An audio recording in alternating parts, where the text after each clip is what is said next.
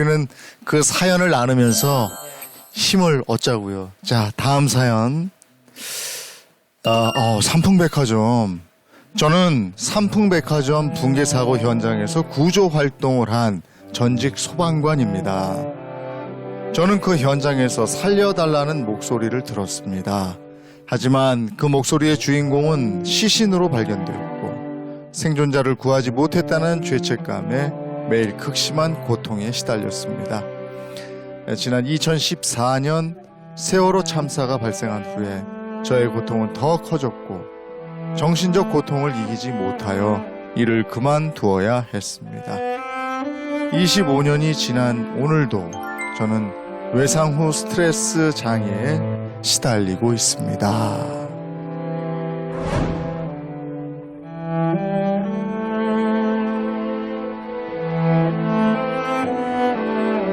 삼풍백화점이 오늘 오전 8시부터 균열이 생겨서 5층 바닥이 솟아오르면서 갈라지기 시작했다 하는 백화점 직원의 전화 제보가 있었습니다.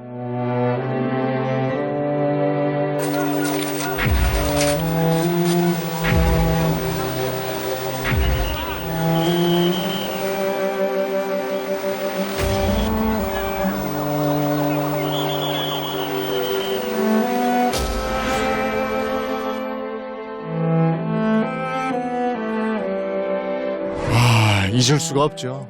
삼풍백화점 붕괴 사고는 정말 잊을 수가 없습니다. 정말. 바로 네. 그 현장에 있었던 분입니다. 어서 오세요. 네, 안녕하세요. 네, 반갑습니다. 반갑습니다. 예, 본인 소개를 좀 해주시겠습니까? 예, 저는 서울 특수구조대 인명구조 팀장을 했던 사람입니다. 경광숙이라고 합니다. 네, 나와주셔서 고맙습니다. 삼풍 사고 현장이 지금도 생생합니다.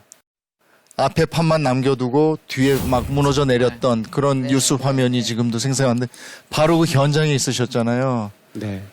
그날 현장 상황은 제가 영화에서 보던 폭격 맞은 그런 예. 이렇게 뽀얀 먼지 속에서 피를 흘리고 다니는 분들이 네. 정신없이 왔다 갔다 하는 그런 모습이었습니다. 아유. 그런 말도 안 되는 일이 일어났고 그 현장에서 구조를 하는데 그 구조 현장에서 사람들의 목소리를 들으셨다는 거죠. 네.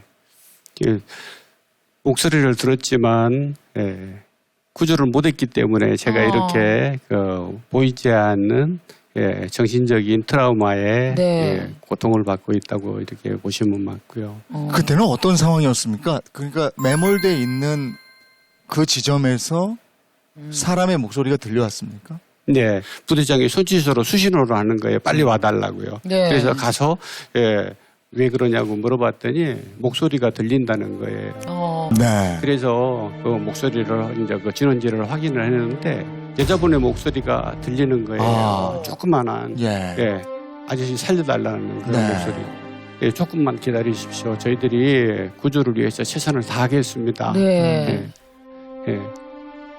그런데 그 목소리의 주인공은 끝내 작업을 하면서도 구조를 못했기 때문에 너무 안타까운 거죠.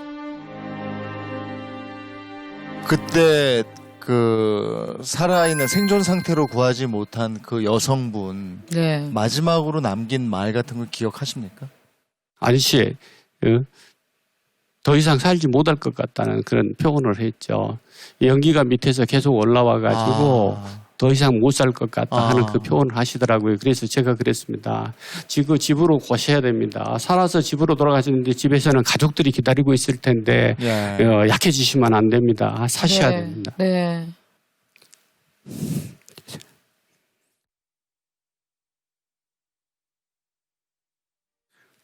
그 목소리를 듣고 제가 그러더니 목소리가 연기를 마시면 목소리가 이렇게 좀 틀려지지 않습니까? 어떻게 표현을 못 하겠는 거예요. 구조를 해야 되는데 중간에서 목소리는 끊어졌지. 그 나름대로 또 저희들이 구조대원이라는 거는 생명을 살리는데 그 역할을 다 해야 되는 게 맞지 않습니까? 그러는데 그 목소리가 끊어지고 또 한두 시간이 흐른 다음에 시신을 발견했는데 네. 3분의 시신을 발견하게 됐어요. 네. 그 중에서 20대 중반 정도 보이시는 그 백화점 직원 여직원이 아마 그분일 거라고 생각을 하는데 너무너무 답답한 거예요. 그래서 혹시라도 몰라가지고 네. CPR, 심폐소생술도 하고 네. 산소호흡기도 이렇게 했는데도 회복이 되지 않더라고요.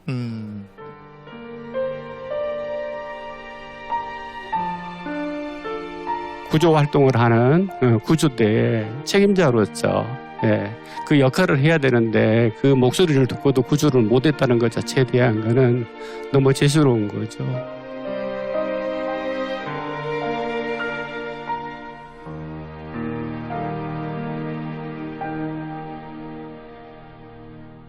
근데 그게 되게 오래전 일이잖아요. 27, 8년. 네. 근데도 지금도 막 그때의 아픔을 그대로 느끼시는 것처럼 말씀하세요. 그 아픔이 계속 지속되셨어요? 다음에도? 네.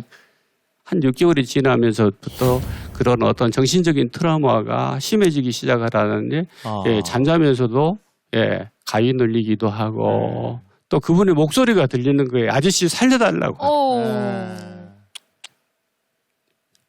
그러다 보니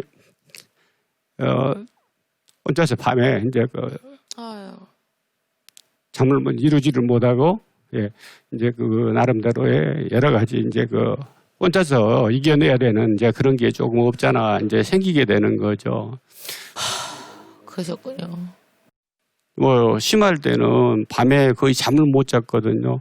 제 기억으로는 제일 잠을 못 잤던 게 한 열흘 이상을 한숨도 못 잤던 걸로 기억이 나요. 아이고. 너무너무 힘들 때는 네. 저 옷빈 송곳 같은 걸로 막 이렇게 막 찌르기도 하고요. 잇몸도 막 정도로. 물어뜯기도 하고 아침에 그런 거를 또 내 아내한테 보여주기 가족들한테 보여준다는 거는 지금 더 싫거든요.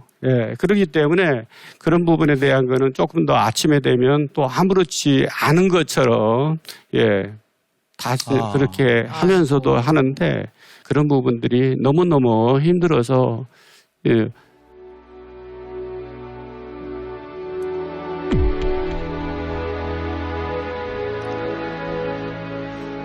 나중에는 견디는 게 너무 힘들어가지고 견딜 수가 없더라고요.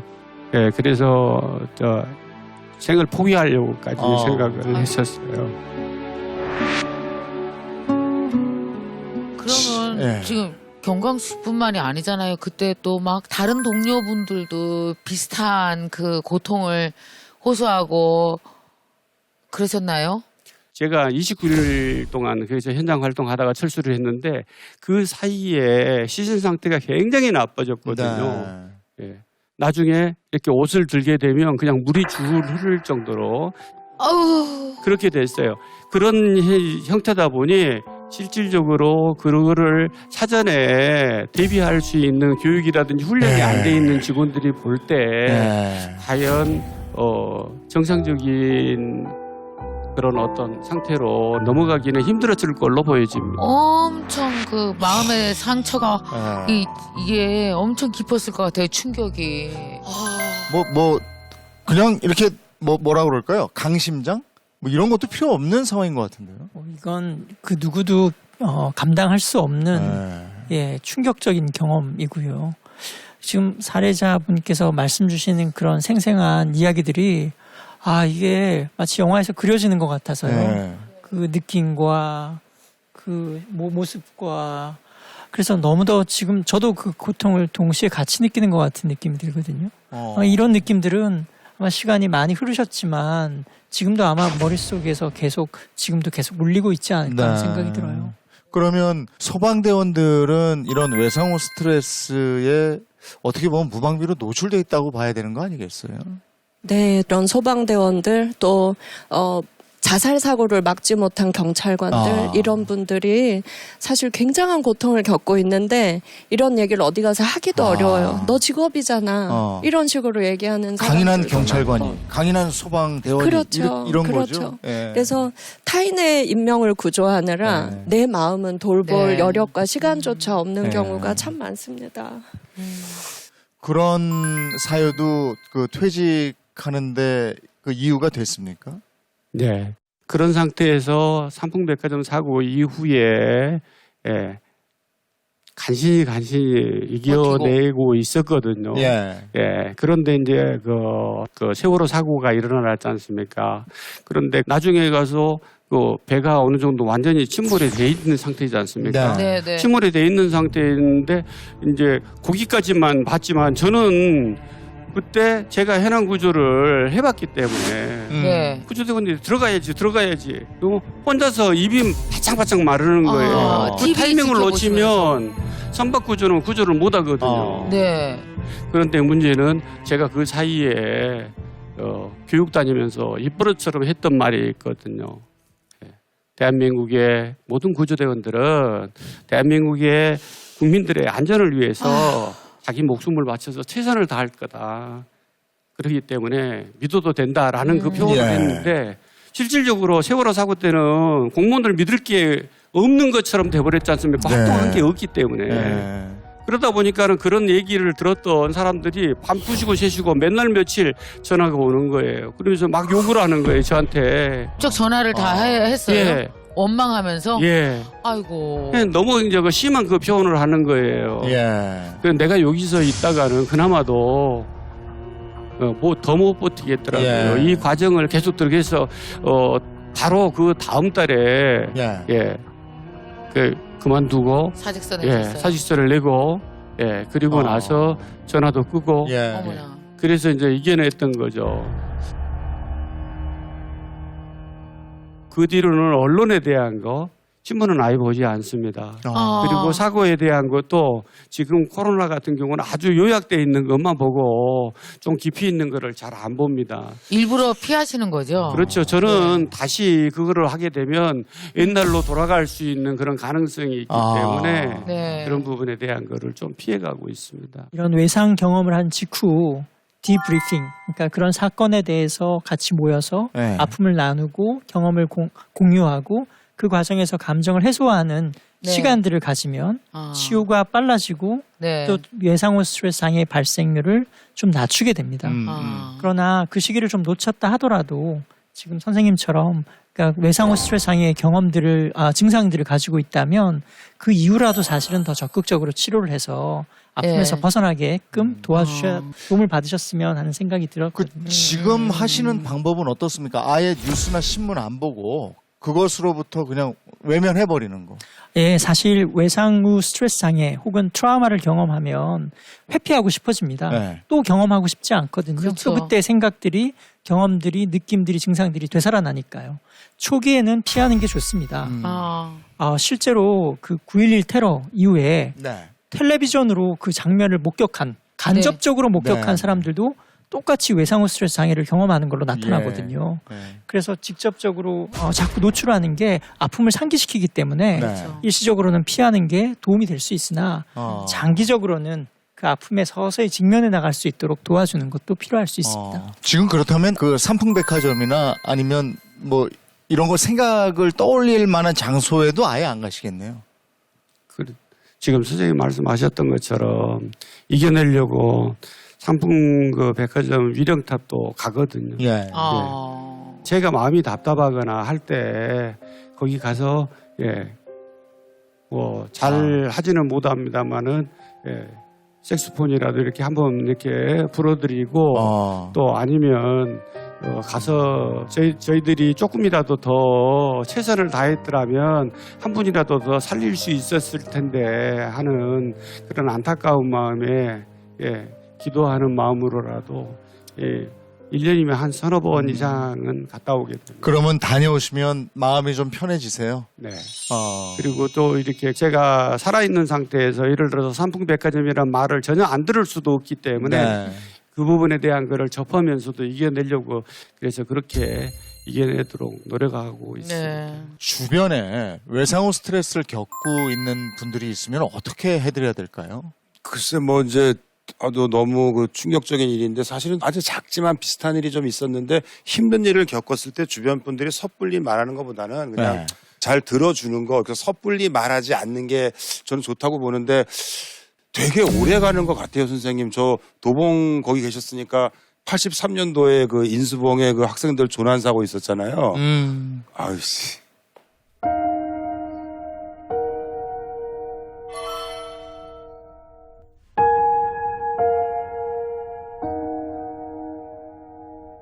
그때 있었거든요, 제가. 아, 그때 83년도 4월 2일 날. 그러니까. 그 이제 등산한다고 인수봉으로 올라갔는데 4월 2일에 눈이 와요. 그래서 올라가면서 왜 눈이 오나? 네. 네. 근데 이제 그게 아침 6시에 이제 스타트업해서 올라갔는데 12시간 돼도 못 내려왔어요. 아, 야, 먼저 내려가는 데는 좋겠다. 내려가서 라면 먹겠다 그랬더니 이게 웬걸? 여기서 이제 하이포섬이야.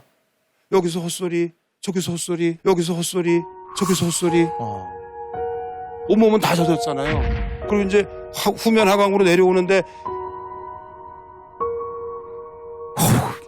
여기도 죽고 여기도 죽고 근데 처음에 몰랐어요. 근데 4월 달만 되면은 계속 아파. 내 인생이 바람만장 것 같아 진짜. 내 인생.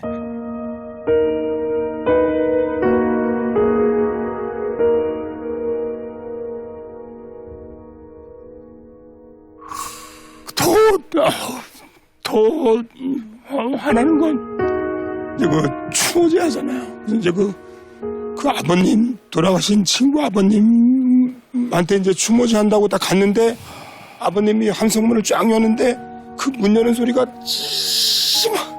그거 비슷한 것 같아. 살아남은 사람들의 그 슬픔 같은 거.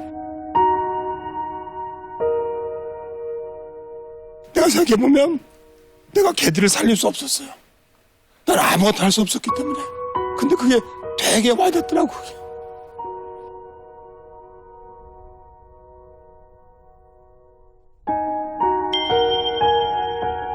선생님 뭐 방법이 없어요. 우리 만나서 그냥 서로 위로하면서 지내는 것밖에 방법이 없는 것 같아요. 근데 우리 제 잘못도 아니고 선생님 잘못도 아니잖아요. 그거는 어떻게 소방관이 다 살려요. 내가 어떻게 애들 다 살려요. 근데 내가 이거를 잊어버리는 게 잘하는 건지 잊어버리지 않는 게 잘하는 건지 그게 진짜 헷갈릴 때가 많아요. 이 뭐가 맞는지 잘 모를 때가 많아요.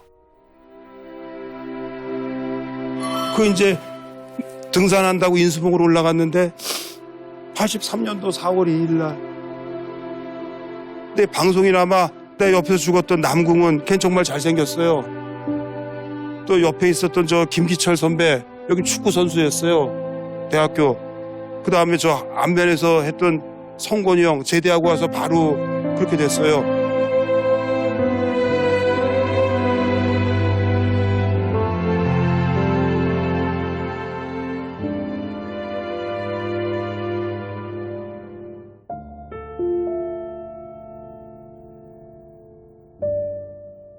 이게 이런 거군요. 외상후 스트레스. 이 맞는 거죠, 지금. 사실 뭐 상담이나 치료도 중요하지만 외상후 스트레스 장애를 경험하시는 분은 두 가지를 명심하셔야 돼요. 그러니까 첫 번째는 시간을 자꾸 현재로 돌리셔야 됩니다. 가만히 내버려 두면 자꾸 과거로 돌아가거든요. 조그만 자극이 있어도 그때 기억이 다시 돌아오고 그때마다 지금 현재로 자꾸 시점을 돌리셔야 돼요. 지금 있는 소중한 거, 옆에 있는 내 가족들, 옆에 있는 내가 하는 일, 또 내가 즐겨하는 것들 자꾸 현재로 자꾸 집중할 수 있도록 시계를 과거에서 현재 시점으로 옮기는 것이 가장 중요하고요. 두 번째는 죄책감에서 벗어나시는 겁니다. 자책하는 마음에서 벗어나시는 게 가장 핵심이에요. 그 친구를 구했어야 되는데, 그 사람을 구했어야 되는데 내가 그러지 못해서 이 문제가 생긴 거야 라고 자책하면서 그때 일을 반추하고 반복하면서 또다시 힘들어지는 이런 죄책감을 벗어버리는 것이 가장 중요합니다. 그래서 근원적으로는 선생님 스스로에 대한 사랑을 회복하셔야 돼요. 내가 내 자신을 아껴주셔야 되고요. 그것이 외상후 스트레스 장애로부터 완전히 벗어나는 길이라고 할 수 있습니다. 저는 오늘 말씀 들으면서 제 마음도 많이 치유가 됐는데요. 이렇게 국민들을 위해서 이 많은 시간이 지난 후에도 마음 아파하시고 그때를 아파하신다는 걸 듣는 것만으로도 너무 감사한 마음이 들어요. 그리고 선생님, 사람이 몸은 죽어도 영혼은 없어지지 않잖아요. 저는 선생님이 끝까지 대화해 주셨잖아요. 그 여자분이랑도. 아, 내가 이렇게 목숨이 끊기지만 정말 나를 끝까지 살리려고 하는 사람이 내 옆에 있었다는 걸 그분은 아마 지금도 기억하실 거예요. 그리고 그 죽음이 외롭지 않았을 것 같아요. 네. 그리고 이 방송 보시는 그 유가족분들도 내 가족이 같지만 끝까지 애써준 소방관 분들이 옆에 계셨구나. 걔가 혼자 외롭게 간 게 아니구나. 이걸 아시고 오늘 또 치유 받으실 것 같아요. 선생님 정말 감사합니다.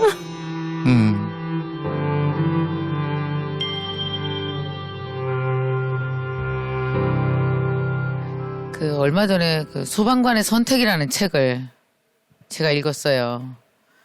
근데 소방관의 선택의 시간은 너무 짧다는 거예요. 근데 그 선택에 대한 모든 선택에 대한 스트레스, 외상후 스트레스를 소방관들이 하나, 둘, 누군가는 10개, 누군가는 50개 이상을 안고 살아가는 거죠. 저는 어떤 선택을 하시건 그 선택은 옳았다고 보고요. 소방관의 선택에 이어서 우리 국민들의 선택이 있어야 될 것 같아요. 그 외상후 스트레스가 있다라는 거 알아들이고, 네. 그죠? 3, 4신건강 고통스러워하는 거 알아들이고, 그래서 소방관 분들에게 마음의 상처를 우리가 좀 국민들이 들여다볼 수 있는 그런 마음이 좀 생겼으면 좋겠어요, 이번에.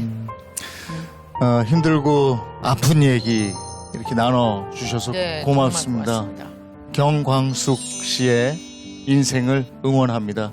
고맙습니다. 고맙습니다. 열심히 살도록 노력하겠습니다. 가부장적이라 이제 세기도 하고 그러니까 말도 잘 안 하고 막 무섭기도 하고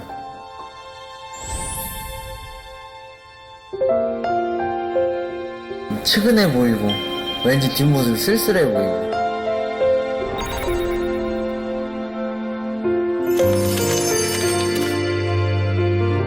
우리 가족이 살기 위해서는 그게 당연하다 생각하고 아버지가 일 때문에 나하고 함께한 시간도 없었고 아버지의 부재입니다. 그 대전에 있는 집을 뭐 이렇게 세주고 빼셔서 그 돈을 서울에 우리를 지원해 주시고 제 삶에는 그 사건이 나는 아빠처럼 살지 않을 거야의 첫 번째 사건이 된 거예요.